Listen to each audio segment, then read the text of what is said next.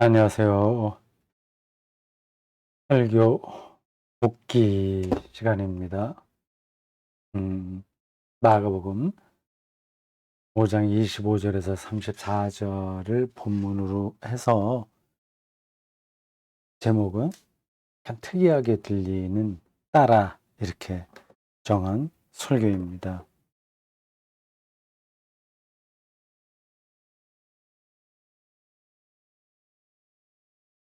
12년 동안 혈루증을 앓던 여자가 예수님 소문을 듣고 와서 옷을 예, 손으로 댔다는 겁니다. 그래서 혈루증이 나은 거죠. 그런 보도입니다. 근데 그 이야기가 다른 이야기하고 겹쳐 있어요. 제가 성경을 들고 있습니다. 이게 야이로의 딸 이야기하고 중복되어 있습니다. 이런 이야기 구성은 좀 특이하죠. 거의 이 대목이 유일한 게 아닌가 싶어요. 복음서 중에서.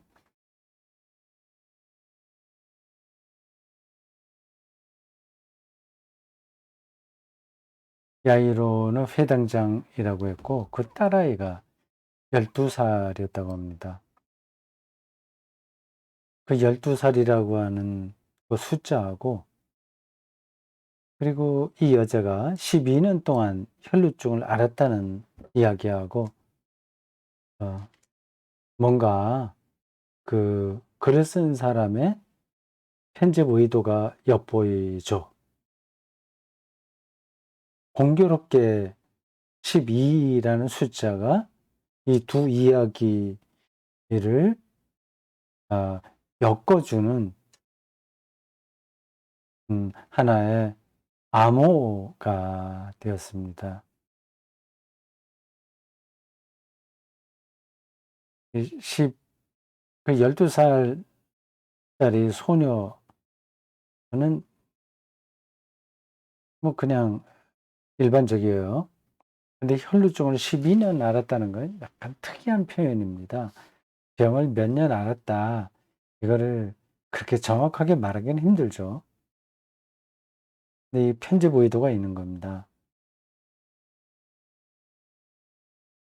12라는 숫자가 유대인들에게 특별하다고 하는 건 또 아시겠죠?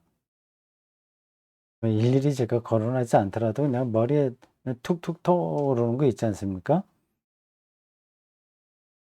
12지파 이야기. 그 야곱의 12 아들 들이 12지파가 되죠. 근데 그 12지파를 또 어떻게 나누냐에 따라서 조금 다릅니다. 레위를 빼고 또 다른 지파가 둘이 더 들어가 요셉의 두 아들이 들어가기도 하죠. 예수님께서 오병이어 기적을 일으킨 다음에 남은 그 먹을거리를 모아보니까 12광주리에 가득했다는 이야기도 있고요. 예수님의 12제자 등등 해서 12라는 특별한 어, 의미가 부여되어 있습니다. 여기 이 두 이야기가 겹쳐 있는 이 보도에 12살 난 딸과 12년 혈루증을 앓던 여자가 이렇게 그 12라는 숫자로 나오는 걸 보면 이 편집자의 의도를 우리가 알 수 있습니다. 뭐 이 이야기만이 아니라 성경 전체는 종교적인 언어로 읽어야 됩니다. 제가 네, 지루할 정도로 반복해서 드린 말씀이에요.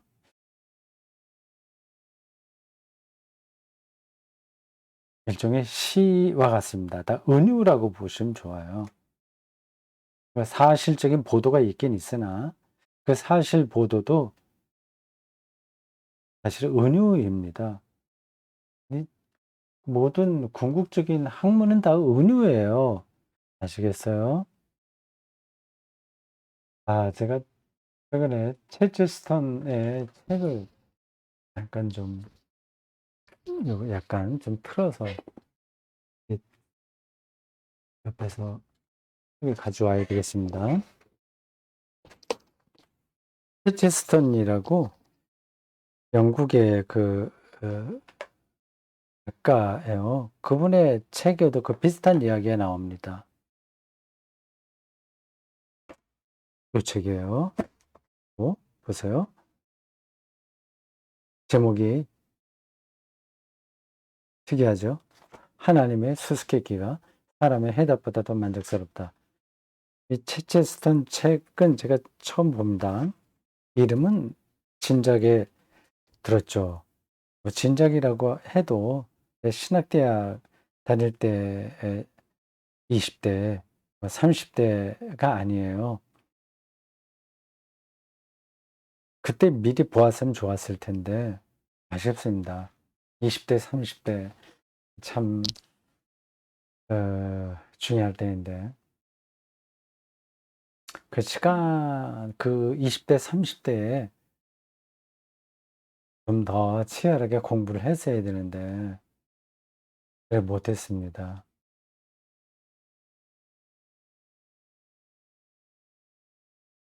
여러 가지 이유가 있겠죠.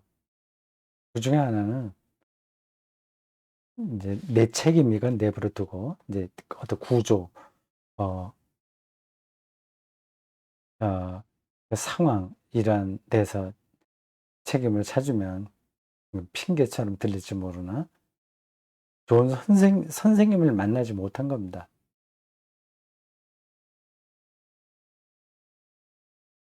중고등학교 때도 그런 선생님을 만나는 게 정말 중요한데 그건 뭐 접어둬야죠.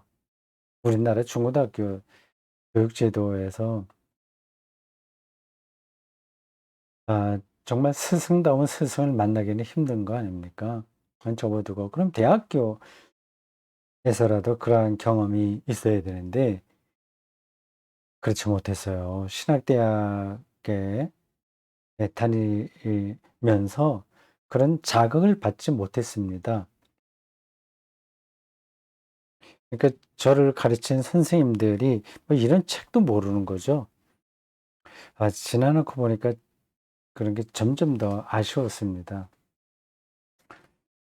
뭐 이런 것만 모를 뿐만 아니라 세계 신학의 메인스트림에 관련된 그 학자들과 그 도서 뭐 그런 것들을 맛볼 수 있도록 어떤 계기를 마련해 주는 게 스승이거든요.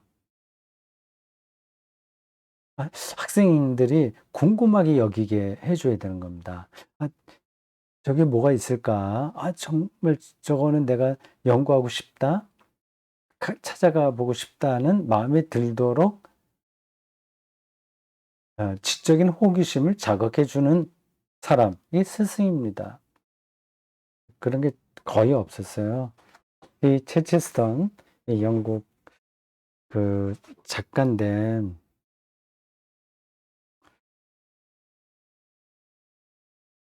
굉장히 늦게 이 사람의 이름을 들었고 책은 이제 정말 더더욱 늦게 손에 잡았습니다. 여기 제가 찾을 수가 없겠네. 짧은 글들이 이렇게 짧은 글들을 모아 놓은 책이에요. 이게 하나의 아포리즘이죠. 경구. 이 사람의 경구 모음입니다. 바로 앞에서 제가 말씀드린 아 것에 관련된 글을 여기서 제가 한번 읽었거든요. 근데 어느 쪽에 있는지 지금 찾기 힘드네요. 모든 궁극적인 학문은 본질적으로 앞 에 은유다. 그런 표현이 있어요. 아, 지금 찾기 힘드네.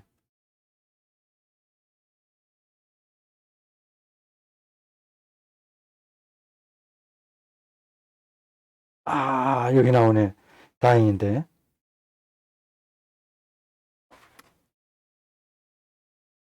다행입니다. 43쪽. 아, 이렇게 43쪽입니다. 좀 더, 똑바로 해서 앞으로 갖다 보여드릴까요? 맞죠? 온 우주를 특정한 시각으로 바라본다는 점에서 위대한 문학 작품은 모두 은유다.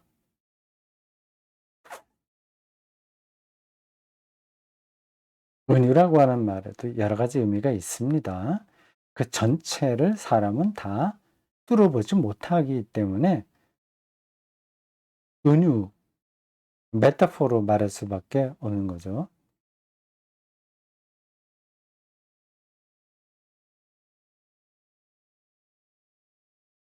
이렇게 또 설명이 되어 있습니다. 일리아스, 로마, 아니, 그리스 작품이죠. 그 신화죠. 일리아스가 위대한 이유는 모든 인생이 전투이기 때문이요. 오디세이아가 위대한 이유는 모든 인생이 여행이기 때문이요. 욥기가 위대한 이유는 모든 인생이 수수께끼이기 때문이다. 아, 이거 요즘 제가 글이 짧아서 속도는 빨리 나는데 좋았습니다. 치체스턴의 아포리즘 모음집이에요.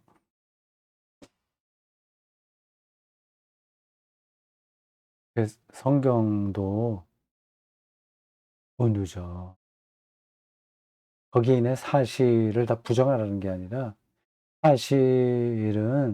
사실보다는 수준이 낮은 겁니다. 그거는 신문 기자가 보도하는 거 이걸 사실보다라고 얘기합니다. 그러니까 과학도 하나의 실험 결과를 이야기하는 게 그건 사실입니다. 그거는 과학적 사실이에요. 그게 이 물리의 세계를 다 말하는 게 아닙니다.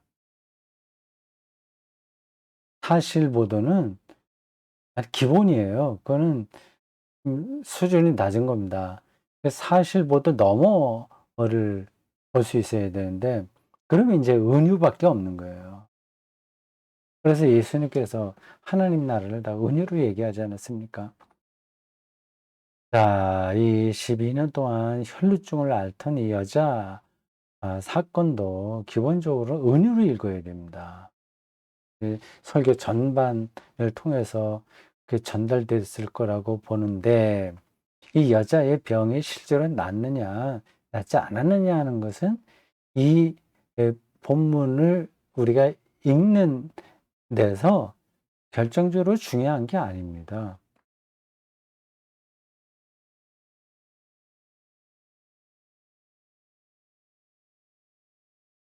이 여자는 죄의식에 갇혀 지낼 수밖에 없었다.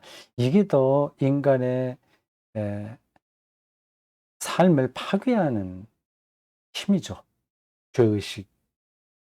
저희가 혈루증을 앓는다는 사실, 그 몸의 증상보다 더 어려운 게, 너는 죄인이야. 부정한 여자야. 무능력해. 하나님의 징벌을 받았어. 하는 그러한 당시의 사고방식입니다. 죄의식인 거죠. 설교 시간에도 얘기했는데, 지금 가난한 사람들도 다 죄의식 가운데 삽니다. 요즘 이 세상에 점점 더 그쪽으로 가서 좀 안타까워요. 뭐 안타깝다는 표현도 좀 여기에 맞지 않는데, 점점 살벌해지네요, 세상이. 이게 정치도 그렇고, 뭐 교육도 그렇고, 쪽에도 그렇고 뭐 종교 차원에서도 그렇고 왜 이렇게 그 뭐예요? 각자 도생식인지 이전 투구식인지 조금 더 손해 보면 큰일 난다는 생각이 팽배하고요. 그래서 날이 갈수록 이게 더 심해져요. 이상하죠? 우리가 지금 정말 잘 살고 있지 않습니까? 나라가. 세계에서도 뭐 10위 안에 경제 대국이라고 하지 않습니까? 그러면 정신적으로도 여유가 있어져야 되잖아요. 근데 더 쫓기네요. 젊은 사람도 그렇고 나이 든 사람도 그렇고 분노에 차 있고 혐오하고 이 도 아니면 뭐다 하는 식으로 사생결단을 하고 말이죠. 이게 참 이게 좋은 뜻으로 이 다양성이라고 한다면 그건 괜찮은 겁니다. 생각이 다를 수 있어요. 근데 그게 아니라 지금은 죽기 살기로 지금 세상이 돌아가는 것 같죠. 그런 점에서는 정치인들의 책임이 가장 큽니다. 이용하거든요. 대중들을 이용합니다.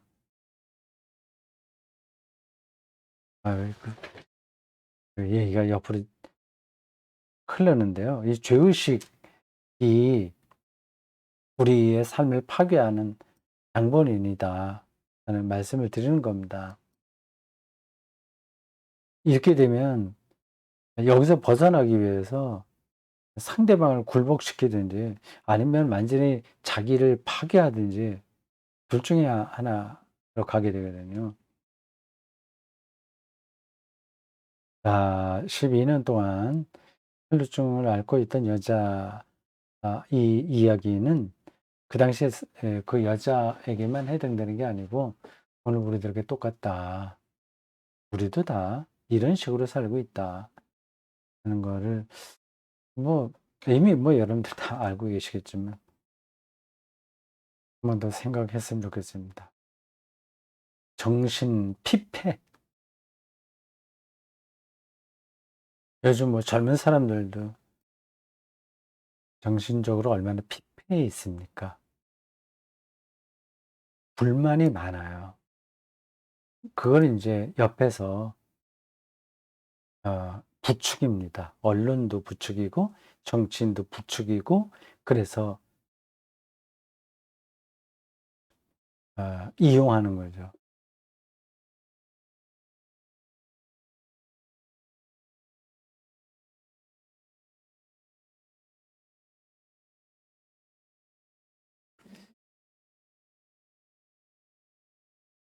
예수의 옷에만 손을 대어도 구원을 얻을 거라고 생각했던 이 여자의 그 생각이 어떤 사람들에게 유치하게 들릴 수 있으나 꼭 그런 게 아니다라고 하는 점을 설명하려고 이 물리학에 대한 이야기를 잠깐 했습니다. 우리는 너무 세계를 이 단선적으로 보고 있습니다.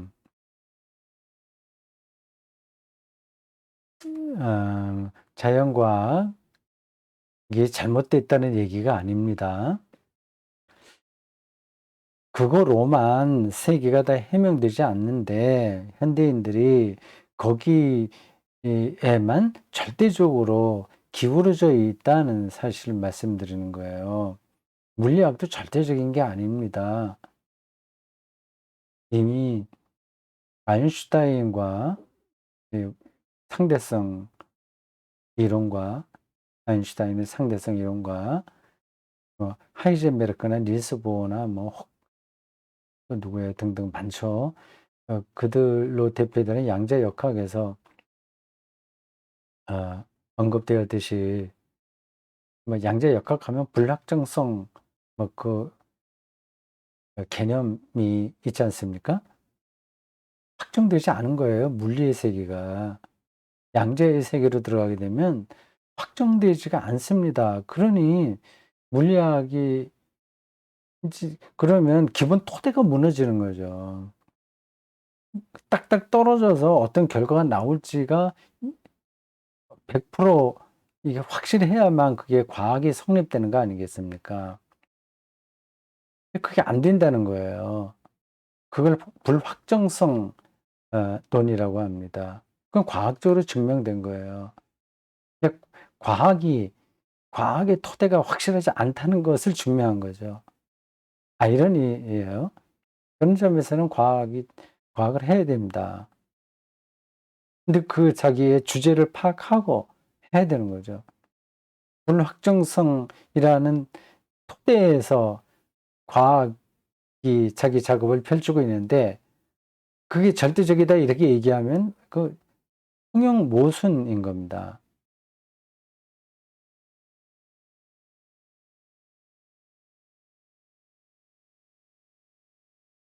확정된 게 아니라 확률로만 아는 거예요. 확률. 이렇게 양자의 세계에서 이 전자가 A라고 하는 선에서 돌잖아요. 그래서 전자가 그래서 그 선에서 돌다가 또 B라는 선으로 돌게 되는 이동하는 거 이게 확정되지 않은 겁니다.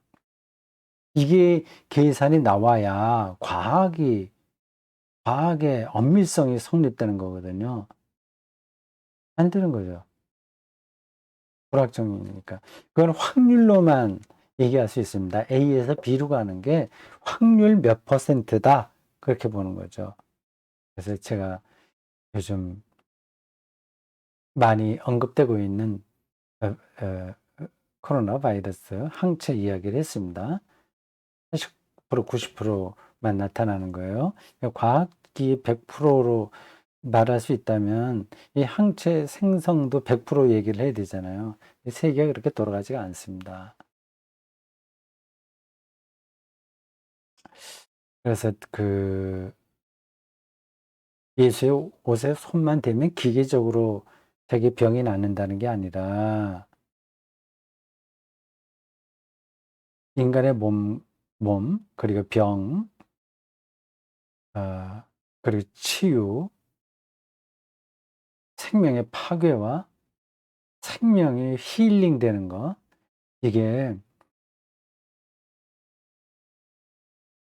그렇게 자연과학적으로 계산해서 나올 수 있는 것만은 아니다. 그걸 말씀드린 거죠. 저도 그렇게 실제로 믿습니다. 그래서 뭐 저 개인적인 말씀을 드린다면 몸 건강하고 연관해서요. 어, 의학을 제가 믿죠. 그 도움을 받기도 하고 합니다. 근데 100% 의지하지는 않습니다. 뭐 여러분들 마찬가지일 거예요. 의학을 100% 믿지 않을 뿐만 아니라 또 더 중요한 것은 그 의학을 다루고 있는 의사예요. 그 의사의 그 지적인 능력, 그리고 판단력, 그리고 인간에 대한 태도, 이런 것들이 완벽한 게 아니잖아요. 의학이라고 하는 지식 자체도 모든 걸 해명하는데 한계가 있고, 이제 그걸 도구로 해서 인간을 치료하는 의사에게는 더더욱 한계가 있고, 그러니 그 의술 행위가 그렇게 절대적이지 않은 겁니다. 그러나 막 의사들도 다 알고 있을 겁니다. 근데 그걸 절대적인 것처럼 자기가 이야기하면 사이비가 되는 거죠.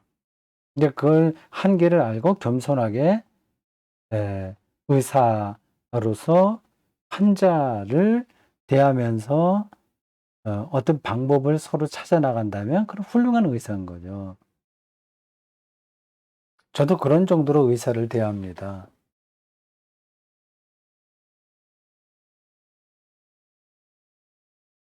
그래서 기본적으로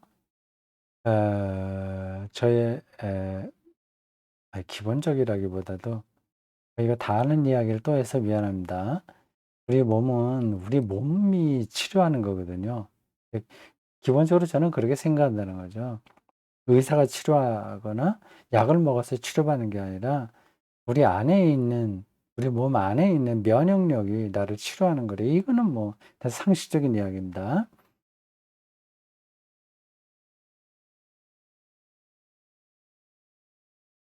근데 어 면역력이 언제 어떻게 에 좀 활성화되고 어떨 때 좀 그렇게 약화되는가.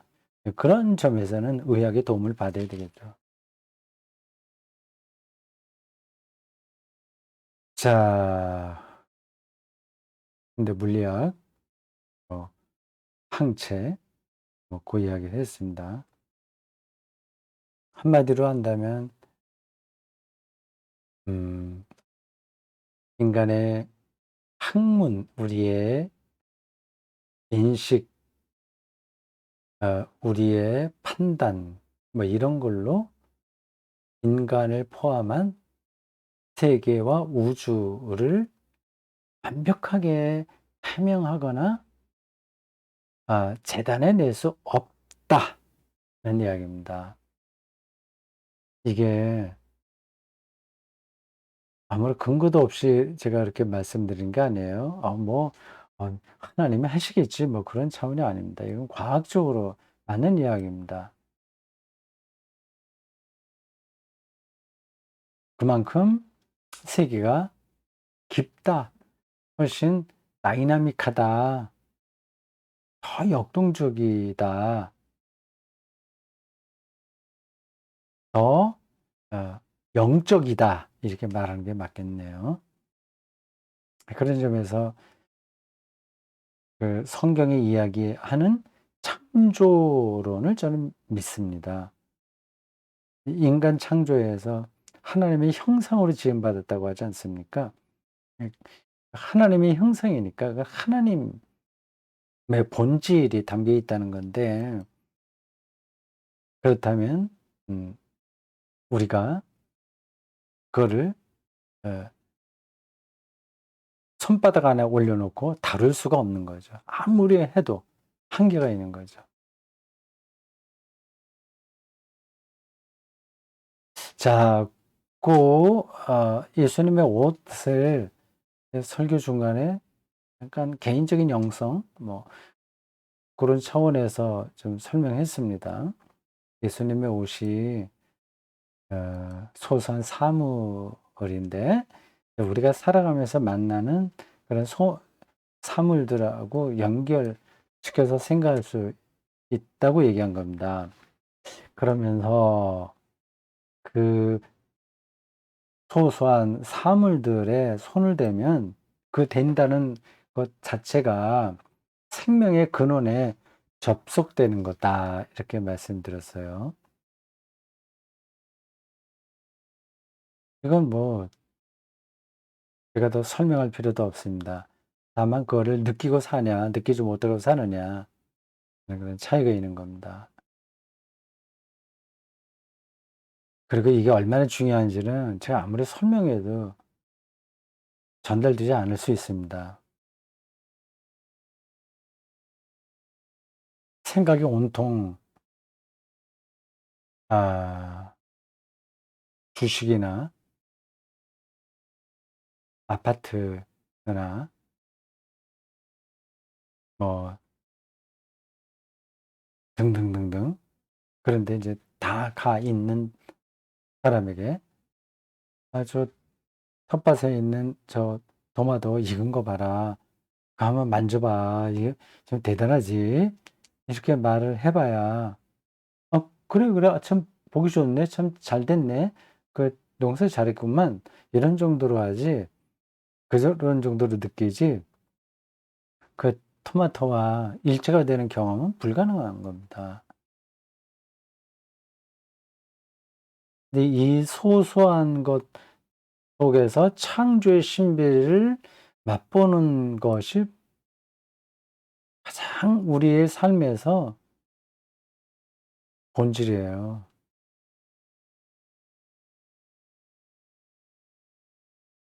이걸 붙들어야 되는데 꼭 뭐 텃밭을 해서 뭐 뭘 키우고 뭐 그런 것만을 이야기하는 게 아닙니다. 그냥 연필 한 자루만 하더라도 내가 이렇게 접촉하는 거잖아요. 질감을 느끼잖아요. 시간과 공간 안에서 내가 이거를 붙들고 있잖아요. 이게 어떤 마술의 세계에 들어가 있는 것 같은 겁니다. 이건 마술이에요. 이 색연필이 이 시간에 이 내 책상 위에 이렇게 놓여 있다고 하는 게 얼마나 놀랍습니까?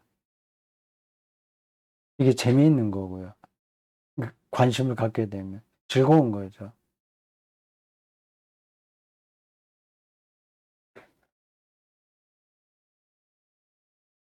그게 우리 사는 것의 핵심이 그거 아닌가요? 뭐 돈을 많이 버는 것도 그러한 세계에 있는 소소한 사물들, 그거를 어 어 뜨겁게 실질적으로 느끼려고 하는 거 아니겠습니까? 그것 말고 왜 돈을 벌어야 되죠? 뭐 돈이 있어야 편안하게 살지. 왜 편안하게 살려고 하죠? 뭐 자식들에게 재산도 물려주고 왜 물려주려고 하죠? 자식들이 어떻게 사는 거를 우리가 기대하는 겁니까? 계속 돈벌이 하는 것에만 신경 쓰는 자녀가 되기를 원하는 사람은 없을 겁니다. 그 아들, 딸들이 그래 소소한 사물에서 자기가 존재한다는 충만감을 느낄 수 있다면 가장 바람직한 거 아니겠어요? 돈이 있어야 좀 힘도 주고 그 떳떳하게 살고 뭐 좀 잘난 척도 하고 그럴 수 있는 거 아니냐. 근데 잘난 척 뭐하러 하죠? 그거 잘난 척 해 갖고 그게 자기의 삶을 더 피곤하게 만든다면 사실 그렇습니다. 그 자기가 잘난 거 인정받으려고 하기 시작하면 끝이 없습니다. 다 아시는 이야기죠. 근데 거기가 우리가 매몰되어 있는 거예요. 근데 정말 우리의 삶에서 중요한 것은 다 놓치고 중요하지 않은 것에 너무 치우쳐서 살아가고 있습니다. 이런 말도 사실은 어떤 분들에게는 귀신 신하를 까먹는 소리로 들릴 겁니다. 지금 이 살벌한 세상에 무슨 뚱딴지 같은 소리 하냐. 지금 눈에 불을 켜고 돈벌이 하더라도 힘든 세상에 그런 생각을 하겠죠. 뭐 됐습니다.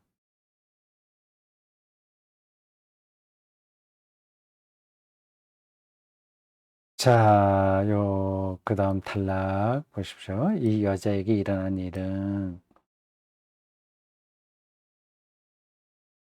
단순히 병이 치료되었다는 사실, 팩트가 아니라 이 여자가 예수님에게 모든 사실을 여쭈었다고 이렇게 우리 말 성경이 번역하죠. 굉장히 그럴듯하게 번역을 했는데 이게 오해의 소지가 있는 겁니다. 사실을 전한 게 아니에요. 사실. 이 사실이라고 하는 단어는 팩트잖아요. 보통 우리가 얘기할 때. 팩트가 아니라니까요. 제 설교에 한 이 내용 여기 설교문에 나와 있습니다. 알레테이아를 말한 거예요. 자초지종 그 뭐 어떻게 돼서 어떻게 됐다 그러한 사실을 얘기한 게 아니라 알레테이아 그걸 이벤트라고 제가 표현했습니다. 팩트가 아니라 어떤 사건인 거예요. 이벤트. 뭐 이벤트라고 하는 영어 단어는 딱 어울리지 않긴 합니다. 우리는 어떤 사람이 일을 만들어서 남에게 보여주는 것, 뭐 이런 걸 이벤트라고 해요. 뭐 생일을 맞아서 뭐 케이크를 준비하여 뭐 서프라이즈 하는 거, 이런 걸 이제 이벤트로 생각하는데 그게 아닙니다. 음, 그게 아니라기보다도 그러한 의미는 좀 작은 거예요. 어떤 진리 사건에 속합니다. 아, 이제 적당한 단어가 생각이 안 나네요. 음, 알레테이아, 그죠? 진리. 아, 이게 무미건조한 어떤 사실의 나열이 아니라 어, 생명 사건과 연결해서 어, 어, 발생하는 사건인 거예요. 아, 이 설명이 이러면 되나 모르겠습니다. 근데 자꾸만 우리는 이 사실에 머물러 있어요. 어, 앞에서도 한번 얘기했죠. 이걸 설교자들이 극복해야 되는데, 이 여자 예수님의 옷자락에 손을 대고 그 믿음이 있어서 2년 동안 그 고생했던 난치병이 치료된 거 아니냐? 여러분들 믿습니까? 이 여자의 심정으로 예수님 옷자락을 붙드세요. 이렇게 설교할 수 있습니다. 거기에 이제 감동적으로 할 수 있어요. 왜 우리는 그렇게 옷자락을 붙들지 못하나 하면서 그 개인의 영적인 나태함, 음, 뭐그 삶의 매너리즘, 뭐 그런 걸 자극하고 뭐 그러한 이 여성 12년 동안 혈루증을 앓았던 여성의 감정적인 부분이 이입되도록 그렇게 설계할 수 있습니다. 그래서 병이 났습니다. 그러니까 여러분들 걱정하지 마십시오. 뭐 이런 식으로 해요. 아, 그래서 뭐 은혜를 많이 받으면 됐습니다. 어, 근데 그게 이 본문이 말하려고 하는 핵심은 아니다.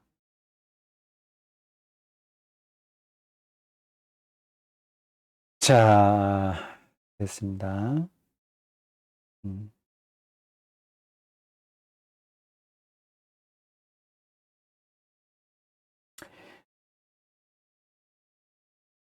그 믿음 생활을 그 동아리 활동처럼 하는 사람들이 있다. 잠깐 짚었습니다. 뭐 이거 설명 필요가 없겠죠. 이게 무슨 뜻인지는 아실 겁니다. 동아리 활동은 그냥 자기가 회비 내고, 그리고 친목 잘하고, 자기 역할하고, 뭐, 그런 정도 하면 됩니다.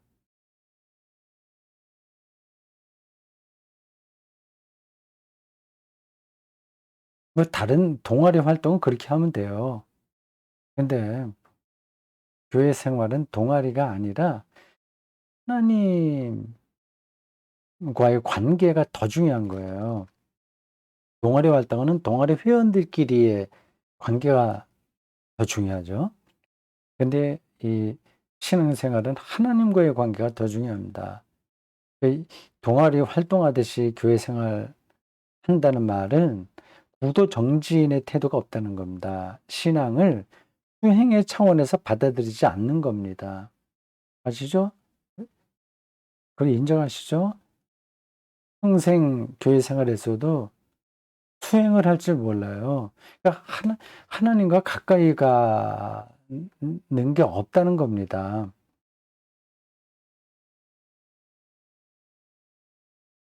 일반 신자들도 그렇고 목사들도 그렇고요. 그 목회 활동, 목회에 연륜이 늘어나면 신자들을 다룰 줄 아는 노하우만 많아집니다. 하나님과의 관계는 별로 깊어지지가 않아요.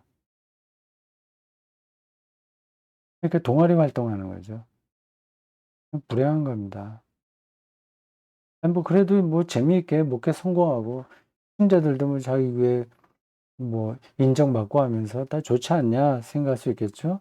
뭐 그런 정도 수준에서 만족하면 됩니다. 예, 영혼의 만족은 불가능합니다.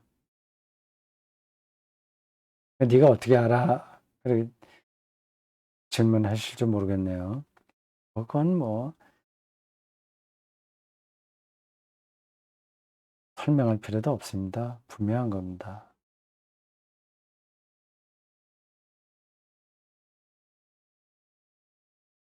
12년 동안 아 혈루증을 앓던 여인에게 이제 예수님께서 휘파게 에이스 에이레는 평화 안으로 들어가라 그 뜻이거든요. 직역을 하면 평화 안으로 들어가라. 평안히 가십시오. 뭐 그렇게 의역할 수 있습니다. 샬롬이에요. 에이레는 에이레네라고 하는 게 평화인데 헬라어로 히브리어는 샬롬입니다. 평화가 중요하지 않습니까? 그게 구원과 거의 같은 차원의 개념이에요. 평화. 근데 평생 교회 생활에서도 평화에 점점 깊이 들어가는 게 아니라 아예 상관없이 삽니다. 그리고 또 여기서 중요한 건 예수가 평화를 얻는데 왜 중요하냐 하는 질문에 달려 있습니다. 아, 평화 좋지. 마음에 흔들림 없이 아, 사는 것 필요하지. 이 자연을 벗하고 그리고 세상에 그 온갖 욕망이 뒤범벅이 되는 그 상황에서 좀 빠져나오면서 고상하게 평화롭게 사는 거 필요하지. 그렇게 하고 싶어라고 생각은 합니다. 그래서 세계의 평화를 위해서 내가 투쟁할 거야. 그게 가능합니다. 그 다 좋은 삶의 선택들이에요. 그거 가능합니다. 개인의 평화와 세상의 평화를 다 추구하고 싶어 하고 할 수 있는 겁니다. 근데 그게 예수하고 무슨 관계가 있느냐 하는 거죠, 기독교인으로서. 그 예수 믿지 않아도 얼마든지 평화롭게 살고 평화를 위해서 투쟁할 수 있는데 굳이 예수냐 하는 겁니다.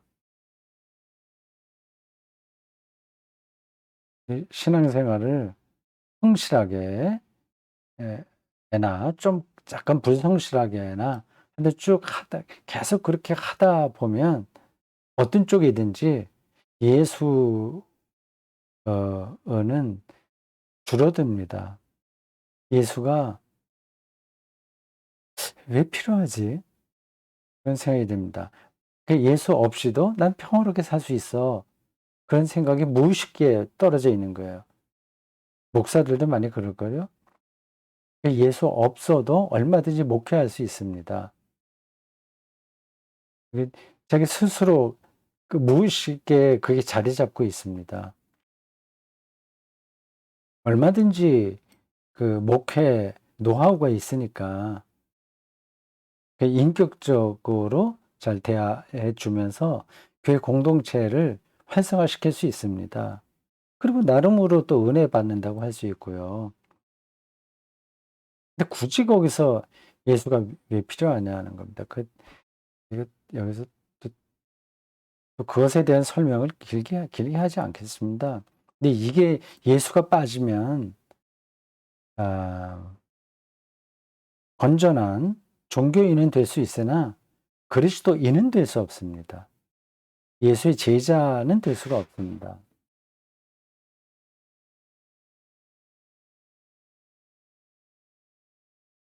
음. 이렇게 예를 들을게요. 이게 도움이 되는지 모르겠습니다. 어떤 피아노를 잘 배우려고 하는 학생이 있다고 합시다. 모차르트 곡을 연주한다고 그래요. 곡이 너무 좋아. 열심히 해서 좀 그럴듯하게 한 작품을 완성해서 했습니다. 그리고 치면서 황홀하게 느끼고 뭐 여러 가지 음악적인 경험을 합니다. 그 학생에게는 모차르트는 없어도 돼요. 모차르트의 곡만 있으면 됩니다. 그 악보가 있잖아요. 그걸 그대로 연습을 해 갖고 그 주는 황홀감을 느낄 수 있습니다. 그러나 더 그 음악의 깊이로 들어가야 될 사람은 모차르트가 중요합니다. 모차르트의 전체 음악 경험을 알아야 됩니다. 그러려면 모차르트라고 하는 실존 인물이 중요한 거예요. 그가 어떻게 살았으며 이 곡을 작곡할 때 뭐 상황이 어땠으며 뭐 그리고 전후 음악사에서 모차르트의 자리가 어디이며 등등을 깊이 아는 게 모차르트 피아노 곡을 연주하는 데서도 중요한 겁니다. 예수의 하나님 나라, 그의 평화 선포 등등 그러한 내용은 그 내용 자체만으로도 좋은 거예요. 그래서 거기서 은혜 받을 수 있습니다. 그것만 갖고 우리가 목회할 수 있어요. 근데 아 기독교 신앙에서는 그 내용이 예수라는 인격체와 일치가 된다는 점이 중요한 겁니다. 그 모차르트와 모차르트 음악이 일치됐다는 그 사실로 들어간 예술가가 음악을 훨씬 어 아주 정말 그것답게 연주할 수 있는 거와 비슷한 거죠. 자, 그렇습니다. 시간이 많이 갔네요. 마지막 문장입니다. 자, 이제 우리도 남은 인생을 하나님의 딸로서 살아갑시다. 이렇게 끝맺었습니다. 그럼 도대체 어떻게 사는 게 하나님의 딸로 사는 거냐? 그런 질문이 있겠죠. 그럼 또 이어지는 설교인데, 근데 이거는 뭐 이미 앞에서 다 나온 겁니다. 그 전반적인 것이 미리 앞에 쭉 설명이 됐으니까, 예, 어떻게라고 하는 거는 제가 일일이 설명하지 않으면 뭐 기도해라, 뭐 해라, 이런 거 하자. 그런 건 하자. 별거 없죠. 제 설교의 특징이기도 하고, 뭐, 한계이기도 한 게, 구체적으로 뭐, 어떻게 할 거냐. 그런 게 좀 약하다는 평가가 있습니다. 저는 뭐, 그건 중요하게 생각하지 않기 때문에 안 하는 거예요. 그걸 어떻게 하는 거는 각자 형편에 따라 다르잖아요. 자기가 해야지. 하나님의 딸이라는 그 실존 앞에 내가 서는 게 중요하고, 그 다음에 무엇을 어떻게 할 거냐, 그거는 본인들이 알아서 해야지. 목사가 어떻게 그것까지 일일이 다 음, 말하겠습니까?